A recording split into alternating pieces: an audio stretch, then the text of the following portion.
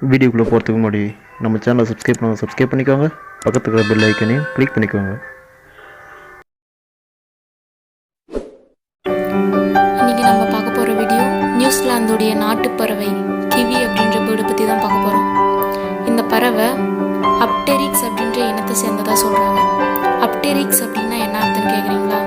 ரொம்ப சின்னதாக பறக்கவும் முடியாமல் இருக்கிற ஒரு வகையான பறவையை தான் அப்டெரிக்ஸ் அப்படின்ற இனத்தில் சொல்லுவாங்க. இந்த கிவி அப்படின்ற பறவை இயற்கையாகவே வெட்கம் கொண்ட பறவை அப்படின்னு சொல்கிறாங்க.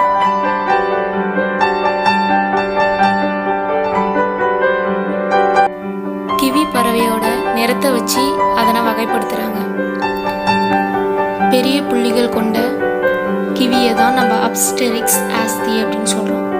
இந்த கிவிகளில் பெண் கிவி 3 கிலோகிராம் வெயிட்டும் 450 மில்லிமீட்டர் உயரமும் வளரும்.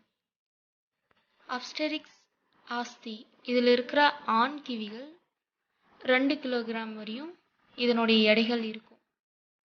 இதனுடைய தோற்றத்தை நாம் எப்படி கண்டுபிடிக்கலாம் அப்படின்னா, சாம்பல் கலந்த உடல் நிறமும் மங்களமான பட்டைகளையும் கொண்ட கிவிகளை தான் நம்ம